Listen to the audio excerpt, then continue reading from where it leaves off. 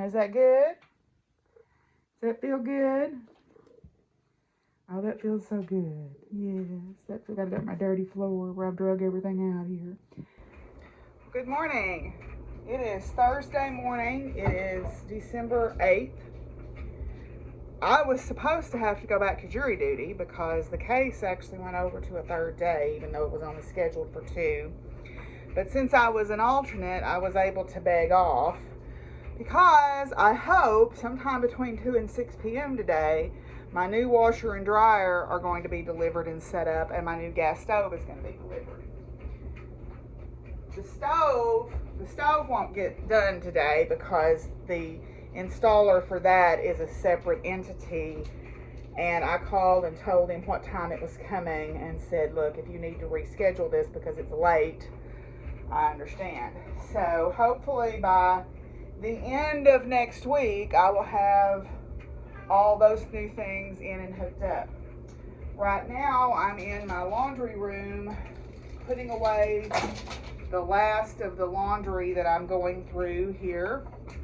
Or putting it in a basket to put the socks together or whatever. So yeah, that's what I'm doing this morning. You know, of course it was a big kerfufflement with Lowe's to get this stuff delivered. I had to call multiple times, and you know, the people at jury duty, several of them have had problems before, and we were talking about it. And there's a man that was there that is currently having a remodel done, and he has done all of his work through Lowe's, and they have messed him up almost every time he has needed to do something with them. And that's really disappointing because, you know, you try to support a business and they just don't care, is what it feels like. It's like they just don't care, you know, and that becomes frustrating after a little while, but whatever. I mean, if I had been able to buy locally, I probably would have, but the fact of the matter is, I was buying $3,000 worth of appliances. I needed to put it on my Lowe's card because I'm going to pay, you know, most of it off, but I still needed to pay the next out over 2 or 3 months, and that was just what was convenient. I probably should have gone with a local business, you know, but this is sort of an unexpected expense, and you do what you got to do. So I am folding up this laundry to put it away. Anyway, I'm going to finish cleaning up here in this room and get everything ready. I'm trying to make it as easy as possible for them to get in and out of here. Hopefully it'll go smoothly. They say they'll be here between 2 and 6. In my experience, it'll be more like 6 or 6:30. But, you know, we'll always hope. But I'm going to go ahead and finish cleaning up here and try to get everything out of the way and get the room cleaned up and ready for these people to come and do the installation of the washer and dryer and do some other cleaning. But I need to stop for a little while and grade some stuff because I told my students I would have their presentations graded. I had told them they'd be ready yesterday, but because of my jury service, I was not able to get to them. So I told them that I would have them done today. So once I get this room ready, I'm going to pause and take care of that real quick for them. So anyway, I'll check back in with y'all in a little while. Okay, so I am done with feeding and watering and all my outside chores, and I have cleaned. I was going to wait and do all that, and then my brain was like, no, do that first so you won't be under pressure. And now I've got to grade projects for the rest of the afternoon because I promised my students I would get them done. But yeah, so we're going to do that this afternoon. I have got my pizza casserole cooking. Vanessa was asking about that. It's actually not really a casserole technically, but I call it that. What I do is I use a slow cooker, or I've got a mini roaster. You could do it in the oven, I'm sure too. But I put down a layer of like frozen ravioli. I use cheese ravioli from the freezer section. And you could use whatever your favorite frozen pasta is. Put a layer of that down. I find I don't like it with like the dried penne pasta or whatever. That's just too much. So I use just a bag of the frozen cheese ravioli. And then I put a layer of pizza sauce. And then I put a layer of whatever my pizza toppings would be. So I use Canadian bacon and mushrooms and pepperonis and sometimes artichoke hearts and sometimes jalapenos and sometimes black olives, whatever you like on your pizza. Now, if you're going to use things like bell peppers or onions, I would saute those first. But I put a layer of that down, and then I put a layer of cheese. And then I put another layer of sauce, another layer of toppings, another layer of cheese. And I usually put foil, line my thing with foil, so I close the foil over it, and then I cook it until it's basically cooked through. So very simple. It's a very filling meal. It scratches that itch for pizza when you've got it and you don't, and it's not Pizza Pro bargain day. So it's very simple, very quick to make, quick to put together, and it's good. Hi, Simon. Are you saying hello today? He keeps moving so he can smell my hand. So anyway, so I'm going to get to grading here and wait. The window they gave me was between 2 and 6, so we shall see. Well, they're here. We're about to see if they actually work. You know, some of y'all know I have a lot of shame around the state of my house. And that has become especially problematic in my life as far as about letting people into my house, whether it's someone I'm interested in dating or friends, even just friends coming for a visit. And I know people say that it won't matter if they're your friends, and I know that that is most likely true. But I know my house is wore out, and I know it smells like a dog and cat kennel. And I do what I can about that. I keep it clean as I can. I use wax melt burners. I use products like Nature's Miracle or whatever to mop my floors. But the fact is, it is what it is, and there's only so much that I can do about it. And it's humiliating when the installation crew, even though they don't think that you can understand them because they're speaking in a different language, you understand enough of what they're saying to know that they're making fun of you. You know, and I know it shouldn't matter, but it does to me a little bit, because, you know, maybe I've got somebody I'm seeing and I want to bring them here, and then they don't come back anymore, and that's happened to me more than once. And I know that that's not the person for me, right? If they do that, that's not the right person. But then it makes me not want to bring anybody here. But anyway, I have a new washer and dryer, so that's exciting. And I'm going to sweep up the floor here where they've tracked leaves and stuff in, and I'm going to try out my new washer and dryer, and we'll see how it works. Well, I got my grading done, as much of it as I can do. I have a test due tomorrow. I have an honors college thesis defense tomorrow, and then Monday I have a final at 8 o'clock, and then we have our faculty crafting meetup at noon. So in between, I'm going to try to get my exam 6 graded. And that should be everything done, unless I may have a few people that take the final in my other class, but it won't be very many, so I can get most of the grades figured up Tuesday morning, I hope. I have been working on my mandala doily here. I just finished the yellow round, so I'm on to the green. I've been watching Designing Women because I needed something new to watch, and Julia Sugarbaker, man, I love her. Anyway, I'm going to try out my new washer and dryer and see how it goes. Well, things are happening, so we'll see. Ah! Well, I've got a little bit of the green put on my doily here. I'm going to go do my advent calendar and my cards, but I thought I'd share a couple Christmas cards. I got a Christmas card from my friend Bertha. We work together at Oklahoma City Community College, and so she sent me a beautiful little Christmas card here. Let me move that out of the way. There we go. And then I got one from my friend Carol. So she's always real sweet to send me cards for every occasion, and I really appreciate that very much.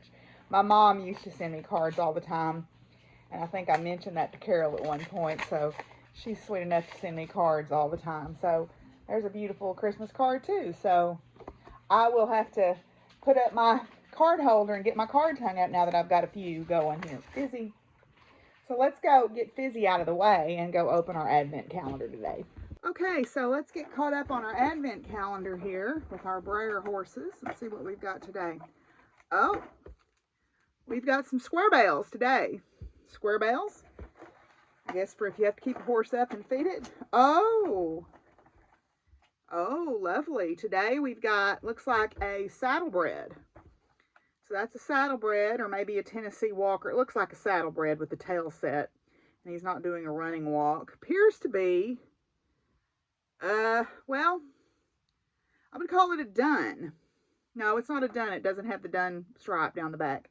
So this is a buckskin saddlebred. So buckskins are dilute bays. They are where you take a bay and you cross it with a dilution gene like a Cremello gene or a Perlino gene, and you get the lighter colored body, but you still get the black points. I guess you'd cross it with a Perlino. Is that right? Yeah, because you get a red dun if you crossed it with a Cremello. So, Perlino. But anyway, so the dilution factor means you take the color genes and dilution factor lightens the color. So, like a Palomino is a dilution factor on a sorrel or a chestnut horse. So this is a buckskin. The reason I said it was a buckskin is dun horses, like Gusty is a red dun. They have a dorsal stripe. They have a black stripe down their back, and they have black shoulder markings sometimes, and tiger stripes on their leg, and this one doesn't have that. So this is a buckskin saddlebred. Saddlebreds have that fancy high-stepping gait. Some of that comes naturally, but unfortunately, if you read the history of saddlebred showing, you find out that some terribly cruel things have been done to saddlebreds in the past to get them to have that high step. But you can train it into them naturally. You just have to be patient. Anyway, so there's your saddlebred. And then today, let's see what we get. Oh, today is, tools. We've got looks like a broom and a shovel and a muck fork. So we got our tools today. Very cool. So I'm going to put those back in their little rooms so I don't lose them. And let's go draw some cards. I don't think I'm going to draw 6 cards today, but maybe I'll do 3 also today and we can catch back up. So let's go check those out. I sat down here. Oh, it's Cammie. I sat down here and something started moving behind me. I had the door open to let some air circulate in here because it's a little damp, musty feeling in here in the wintertime. So I had the door open. So, yes. And look who's with it. It's Willie. Willie has decided he wants to join the party today. He gets to go to school with me tomorrow for Pet the Puppies during finals week day.